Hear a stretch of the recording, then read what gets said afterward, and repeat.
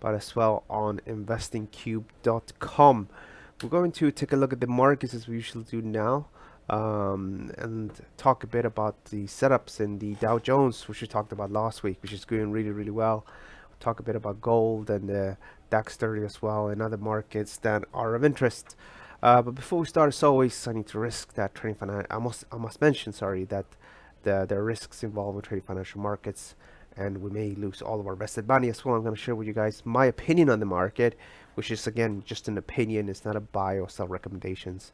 It's really important that you have a good idea of what you're actually doing, and doing your own homework before putting any money at stake. Okay, this is the Dow. So let's begin with that one. So doing really well. So I've been bullish here for quite some time, looking to buy dips, and sort of the last one was to buy down here at 26,842 for the market to bottom out here, which it did, and then for this to go upwards, and it's gone up quite nicely now, and I think we might have a bit of a pullback, a little bit of profit taking, but in the longer run I still think we're gonna probably trade upwards. So we have a massive inverse head and shoulders with the left shoulder, right shoulder, and a head. Some people feel issues because they say, well, this is a bottoming out pattern, so this is obviously not a bottoming out process. It's not, at least in the long run, but if it works, it works. And it's not the first time I traded these sort of patterns, even if the market looks the way it is. And it's all about the risk reward ratio at the end of the day, because to give you an idea, for my personal account, I bought already here around 26,800, and the idea here really is, I can now, if I want to, I can jam my stop loss just at entry if I want to, and then I can book half of the position now as well, so get some of that money out, put stop loss at entry, and then if it goes back down, I won't lose anything. And that's really what's important. If you have a good pattern will usually allow you to quickly get into profit, so you can reduce your stop loss. And if you can do that most of the time, you're gonna be good. I mentioned this many times before, but in my own trading, I start out with an initial risk of about 1.5%. But because I always, not always, but the majority of the time I manage to reduce my stop losses, my actual loss is actually 1/3 less, so 1%. So on average, I lose 1% of my capital, even though my initial sort of risk is 1.5. And if I just maintain positions for slightly longer, like here, then automatically, because your stop loss is getting smaller, your average loss is getting smaller, whereas your average gain sort of remains pretty much the same, you automatically get a good risk reward ratio, which is the effective risk reward ratio, which is the average gain over average loss. And you do that, like often enough, you become profitable, and that's just end of story. Trading for me is actually quite boring as a process. And I might sound that I'm repeating myself, which I am. I am repeating myself many times, because there's some basic keys, sort of stepping stones and key concepts. And as soon as you understand that, and as soon as you can apply them, it's just rinse and repeat, rinse and repeat. That's pretty much what it is. It's not fancy. It's boring most of the time. And that's it, really. So for this market right now, the market is rather quite significantly. Again, you can jam the stop loss at entry. There's nothing wrong with that. If you put fibs on this, this is actually a bit frustrating. Actually, I did do updates on this morning, but I can see now they're not been updated. So I think here, first fib, this little section here, you see this is sort of the last set of highs. Oh, sorry, some sort of consolidation. I think here, maybe bottom out from here. So traders that are not long already, they're gonna probably wait for a corrective move back to these levels. And I think this is, what's my thinking? This is the third fib, and not the third fib. This is like the fourth fib at 78.6 times correction. And I think we can probably reduce this trend defining level, and in other words, the stops at 26,777. So that's it. Very straightforward. Just waiting for that pullback. Will it happen? Probably. When will it happen? Today? Maybe yes. Tomorrow? Maybe no. Within a week? Probably. So waiting for that, and if it doesn't happen, it's not the end of the world, because I will still be long with half of the position. Now we talked a bit about the German DAX, and German DAX had a quite nice start to today. I'm not really sure exactly what happened now. The market sort of came down tumbling. It's looking really good, just like 8 a.m., so 1.5 hours ago. So 1.5 hours ago, the market decided to gap and push upwards. In general, European stock markets have been underperforming their US counterparts, so I guess there's bound to be some sort of a sort of conversion. Maybe US stock market is going down a bit and this going up a bit. The general idea in the German DAX is just that the trend is trading upwards, right? Have a major low down here at 12,174, and then you have some smaller low here and another low here. But overall, we're dealing with an uptrend, and we're also dealing with a head and shoulders pattern target that hasn't been met yet. This pattern, we talked about this already here. I showed you how to trade this in April. This section here, I showed you that, and we still haven't met that target. We turned bullish here last time from this movement. We said, like, you could probably buy the pullback. The market went up, and then I said you probably want to buy the pullback again, and that's sort of the idea. And that's the idea I shared with you guys in the beginning of July. It's now been 2 weeks, and the market moved down, and now it's trying to bottom out. There's no guarantees that this is going to work out. However, we're starting to see some encouraging signs, and that's the important thing. And well, actually, the important thing is that it's set up in a nice way. So if we do go upwards, which wouldn't surprise me, if you do go up to 12,800, or at least the high here, we're still going to be getting a good residual ratio. So we're just waiting for that. The market again is starting to bottom out. Hopefully we'll go a little bit higher, maybe to 12,388 before the end of the day, and that would actually probably mark this as the high of this little pullback. And then eventually, trend defining levels down here around 12,243. Then this could probably be pushed up here. And then again, what we did there is we reduced a bit of the risk involved, and the effective loss here is going to be smaller than, say, the 1.5 and initially intended to provide to this trade. Now, sometimes, of course, I do get stopped out, but then, that's part of life. The average outcome, though, is 1% loss. So you notice to talk a lot about stock markets. Why? Because, well, currency markets, there's not too much happening here, is it? There's absolutely nothing happening here. It's very difficult with currencies in general. But we talked about buying here a few weeks ago, and when we're trading up here in the beginning of July, I said if we slide down probably around 112 and 111.05, people are going to be buying. I said they'll risk 92 pip, and then if we go up here, you make a pretty much a 1-to-1 target. So if we reach 113, we get that 1-to-1. We talked about buying here, and stop loss is now down here if I would have traded this setup. And I think we can still go upwards. I mean, the dollar is weakening a bit against a few currencies, a few markets, and I'm going to stick with that bullish view. But the problem here is that the whole thing is just trading sideways. There's not a lot of activity. It's very difficult to deal and trade. But I would guess, we start to trade above something like 1286, which is the high here from last week. We'll probably trade a little bit higher, maybe 113, and I think maybe eventually 113.50 or something like that. But what I would do here, if one did buy here, I would just you can get out now, or you can hold it for, say, 113.20, and then just wait, because there's just a few levels that the market respects right now. It is not necessarily the level I just shared with you here. The only few levels that it respects is these two lows and these two highs, and then these lows down here. Those are the big levels. If you're trying to optimize and try to do something here in the middle, you can do it. Might even be able to get away with it, but I find it really difficult to trust any levels like here in the middle of a range that looks like this. Gold prices. What's going on over here? Well, gold price is looking good as well. So we talked about buying here, and I think I also told you about buying here. I'm still bullish. The last that I shared with you guys was to buy down here, and I think we can, if we want to, reduce the trend finding level to something like 1385 or something like that. Reduce that a tiny bit. This is a funny looking inverse head and shoulders. Again, I know it's not bottoming out, is it? But who cares? If it works, makes money, again, who cares? Get yourself a left shoulder, right shoulder, sorry, left, right shoulder, head, and then you have these little sections here.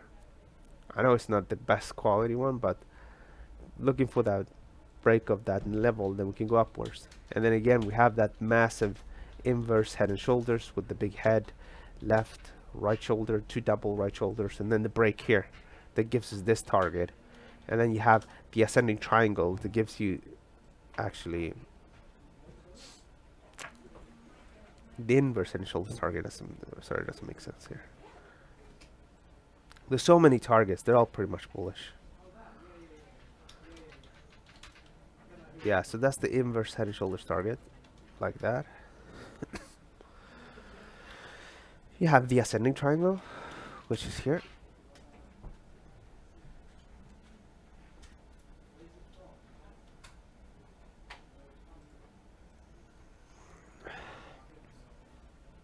Which is here.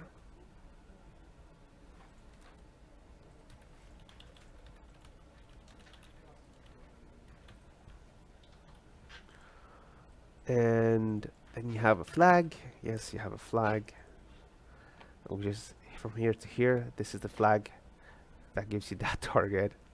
And then if you interpreted this like a rectangle, you have this target. And now you have the new one, which is the mini head and shoulders, which is here. So you have all these different patterns pretty much all aligning them. And you know what the cool thing with this is that a lot of people will probably, not a lot, but a few people would have identified some of these patterns. And there's more people that probably, I mean, a lot of people probably identified maybe the rectangle pattern, maybe the flag pattern, maybe the triangle, ascending triangle pattern, or that massive inverse head and shoulders.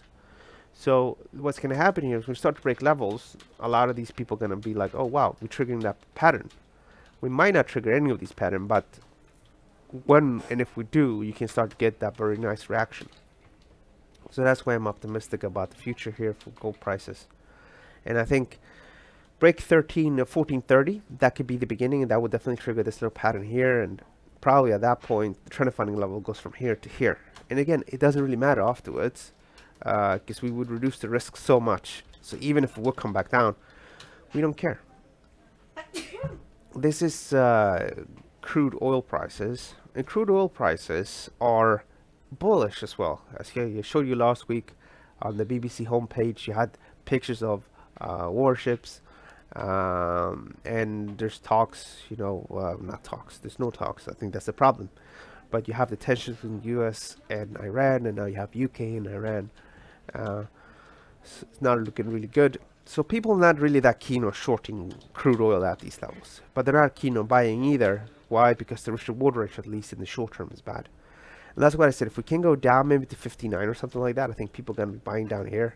Stops goes at 57.25, and that's pretty much it. So you're sticking with that view. And I think that's pretty much it. I think we covered pretty much all of the different setups that we cover here, all different markets. Let's see now if you guys have any questions or any comments. So have Jamal Hunt saying good morning. So I say good morning to you, sir. And we have Marvin as well. Good morning, Marvin. And then we have Swam Mansoor. Good morning to you, sir, as well. Hope you guys doing well and had a good weekend. If you guys or anybody else has questions, let me know. Marvin is asking about the S&P. So let's take a look at the S&P. So this is the S&P, and the S&P 500. We're also dealing here with a like a massive head and shoulders pattern. Is it a bit toppish in the short term? Yes, it is. But you know, it is what it is. I'll show you exactly how we can deal with that in a few minutes. So you have that. I mean, the trend line doesn't go properly through all three of them, but it goes through these two. So you have that target. I know it's a silly target. I'm probably not going to go all the way up because the market's already up quite a lot. So the market started trading here. So from this low here, if we will reach that level, this market's going to do like 39%. Not really sure what's going to be able to do that unless the Fed goes and does some QE straight away. But we can definitely try to trade it for as long as possible. As for stops, you got this level here, which was the original stop level at 29.59, and as we talked about buying here on the pullback. If you put FIPS right on this right now, you got 29.89. So I think run down here makes sense. I think we can as well reduce trend funnel on a tiny bit like that. So we're going to highlight this little spot like this, and I think we can, at least for now, I think it was likely that at least for now we're probably gonna try to trade a little bit higher, and I think that's fueled primarily because what's going on in Europe, and then eventually, maybe in 2 hours, 3 hours time from now, when the US opens, we might see a bit of profit taking. And the important thing here for anyone looking to get involved is that little pullback. There's gonna be people, maybe like myself, that is booking profits. And some crazy people probably gonna sell. I mean, you can sell if you want to. I mean, we do have bad things out there. Like we talked about it. We talked about it in. We talked about it in here. I did an update on that. And then let me see if I can find myself now. There we go. So this is probability U.S. economic recession, and this is a model produced by the Federal Reserve in New York, and it's giving it about a 32% likelihood of having a recession by June 2020, so next year. And the gray areas here, or the dark shaded areas, dark blue, are when we have recession. And usually the indicators not need to go to 1 to indicate that we're in a recession. It's enough if it just goes up to pretty much what we are. In fact, most of the time we're at these levels, like here and here and here, we have had a recession eventually. So we don't have to go up to 100 to have recession. So it's quite likely we'll have recession next year. And that would definitely sort of tell us that maybe we'll sort of peak. But there's what can I say about this? The important thing is just to ride it for as long as possible. When you have a trend, you can go short. No, it's no problem. But you probably should focus on other stuff. Maybe you can buy the VIX. I'm not sure if the VIX is going to work out that either, but the VIX is at multi lows levels. So a lot of people, when they buy VIX, they don't actually necessarily buy directly like we do. Like they buy the spot price, they buy options. So maybe you can buy a real option, not binary option, not that fake stuff, but real options. So they will buy like, okay, a call that we're going to be trading at, 20 and maybe 3 months or 6 months from now. We usually say 3 to 6 months because you can trade weekly calls, but that's much more like gambling. But in 3 months from now, yeah, of course we can have a bit of a pullback. 6 months from now, probably more likely. 1 year from now, well, definitely, right? So one can do something like that with risk reward ratio is better. Maybe the US buying some bonds. So this is US government bond yield. That could be something, but the US government bonds, they were here at 3.24 and it went down all the way down to 3.94. So even if stock markets would come down, not really sure this is going to trade much lower. Maybe 140 if we have a proper recession. But again, it's all about that risk reward ratio. You already have a nice little pattern here. So you need to be selective. Maybe you can buy some gold. There we go. That's a good idea. Bearish on stock market. Well, if we trade above the highs, that could be something. So we need to be cool and sort of try to figure out things. And as regards to trends in general, so Antonio says here, S&P at multi-year channel resistance. Yeah, again, you can definitely trade that if you wanted to. But I'm just holding on to this because I'm a trend follower, right? So I had a bit of a difficult 2019, but because I bought some Dow Jones, also along the DAX, like in the last week or so, I recuperated, I think, about 2 months of losses. So 2 months of losses in 1 week. And if this just goes a little bit higher in the Dow, I'm gonna maybe recuperate another month. So when things go good, they go good, really, really good, with a trend following system. And again, there's no right or wrong here. You can do both. I mean, not both, but you can experiment. Whatever works with you and your personality. In my case, I don't mind having losses for a short period of time, and then when I hit it right, like I'm doing it right now, it sort of erases like 1 or 2 months of data, not 2 months of data, of losses, and then and if it goes a bit more, erases another month, and then before we know it, we're back at break even. So got a question: how much lower do I think the euro can go lower? So I don't actually think the euro will trade much lower or higher. I think the euro can go up to 13.50, maybe 114. Because what's happening here is that both the central banks are cutting interest rates or looking to cut. So the Fed is going to start out. So people say, oh, because they're going to start out, they're going to go to 115. But then people are starting to become aware that the ECB is going to probably do some QE as well. So the rational people that can look beyond the next few months, say, well, we're probably going to go nowhere. And that's where I am.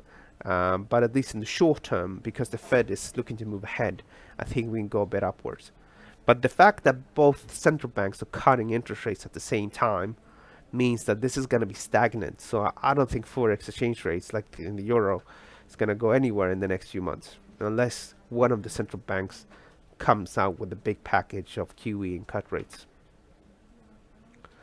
So we got a question here.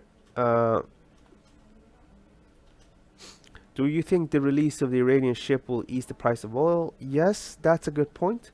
I think that makes sense. That was some a good little beginning. I read about that as well over the weekend. I didn't delve too much into it, just saw the headlines. So I guess I actually just saw the headlines and didn't actually read into it. But yeah, that could definitely be something that could ease tensions a little bit, and you can have a bit of a pullback in crude oil prices. And Trump wants cheaper oil and weak dollar. How can this be achieved? It's a bit tricky actually, because crude oil prices is priced in dollars, right? So when the dollar strengthens, crude goes down and vice versa. Now, in regards to crude oil, I mean, it's difficult. I mean, Trump wants all of this. It doesn't have to be difficult, but what could happen is that in the U.S. they have a lot of shale production, and if they ramp that up, then that could potentially be something that could cause things to go upwards. So every Friday they release the rig count. The only issue there with the rig counts is that it really mimics what's going on in crude oil prices.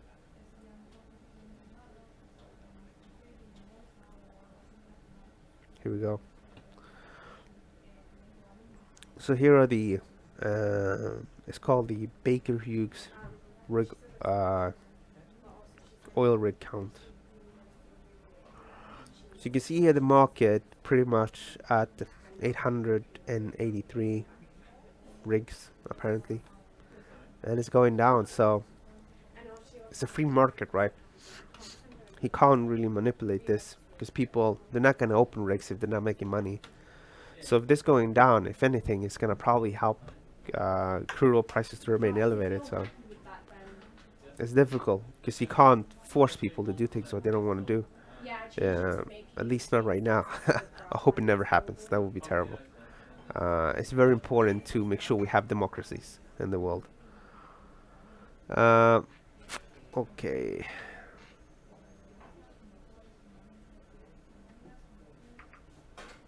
Yeah, the way you think in there, Antonio, that's exactly what I'm looking at as well.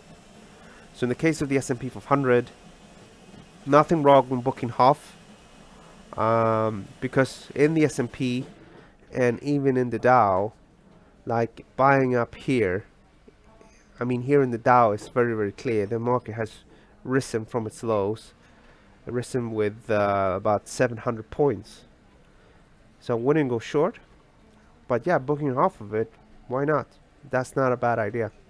And then maybe looking to buy back the rest in a pullback. Especially now, because this year the markets have been very, very sluggish.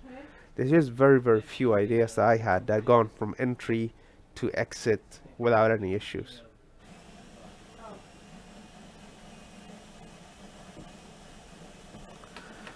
Okay, so we got a question here about from Ronnie about Bitcoin. So let's take a look at Bitcoin. So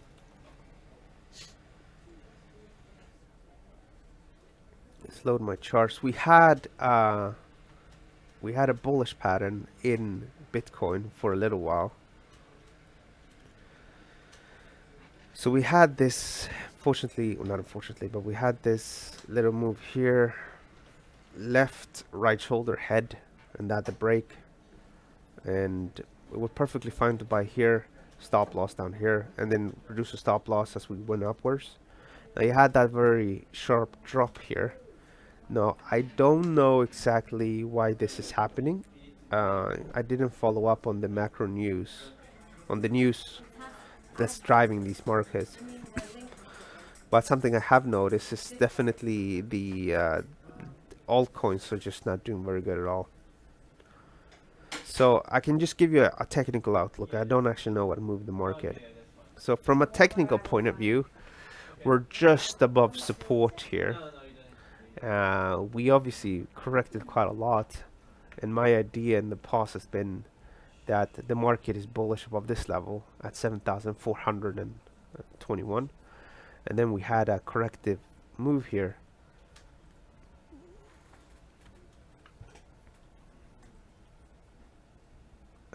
Like that.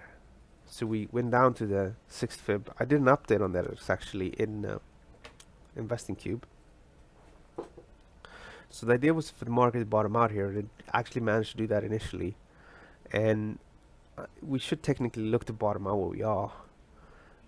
If you really are super bullish, you could, if you wanted to, just buy a bit here. Stops down here, alternatively down here at the 78.6 level. Because the idea is that if this is a genuine market, a genuine bull market, we should look to bottom out where we are really. And if we don't bottom out at the 3rd fib, yeah, we might go down to the 4th fib, but we should not really trade much lower than the 4th fib. So this would give you a risk reward ratio of about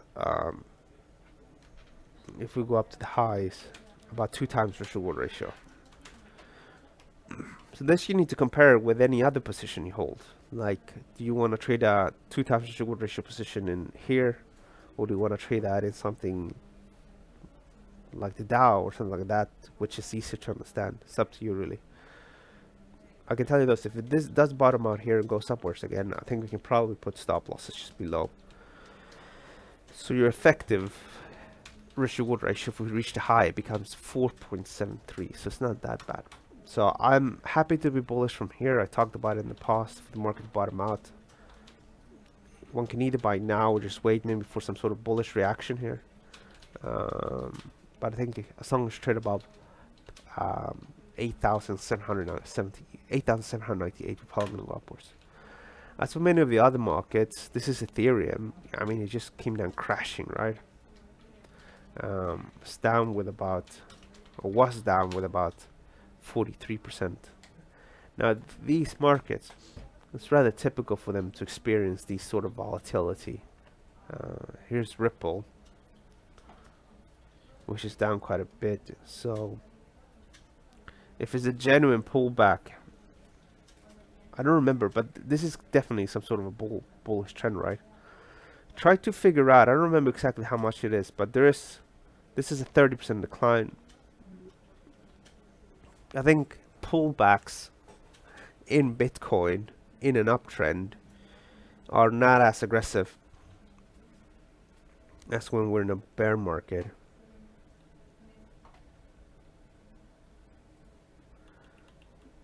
I think this is the one. This is the drawdown in Bitcoin. This is an indicator. I found it online. It's called the Stealthy 7 Max Drawdown. I don't remember exactly. I think you had some issues, but seems to be working here at least. So you can see here in an uptrend. So let's begin in the bear trend that we had here, right? So from 2013 all the way down to 2015, this market declined and had an 82% drawdown. You can see in this bear market we had a 84% drawdown. But when the market then finally sort of manages to trade upwards, you see this is not a perfect perfect indicator, but because it doesn't measure this section here good.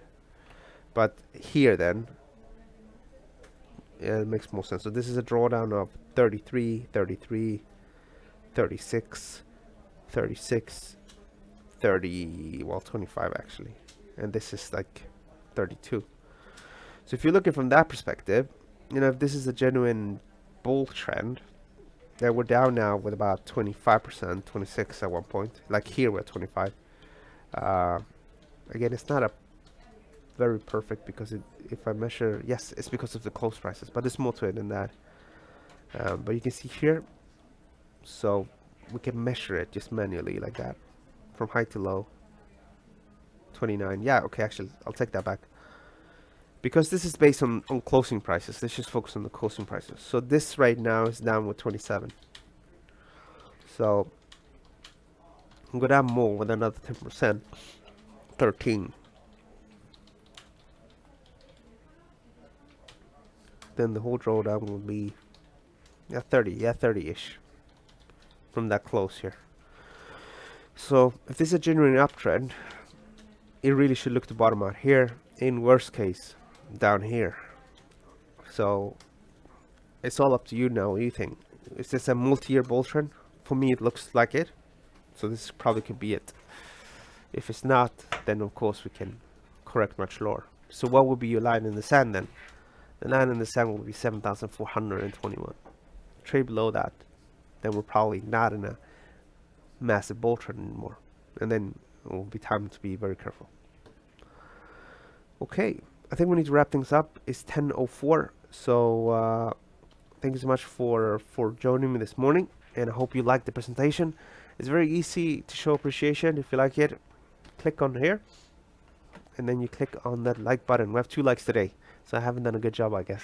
Or you're just waiting for the presentation to finish. Click here, that's really important as well. We have this new website, which is called investingq.com, and it's the same process here. If you really like it, please share it. If you have a blog, or if you have your Twitter account or Facebook, please share it. It's really important. The more people share, the more people use this service, which is all free, the more can we spend on this. On the other hand, if people not sharing, people not really interested, then that just gives us a sign that we shouldn't really be, we should probably spend our time differently.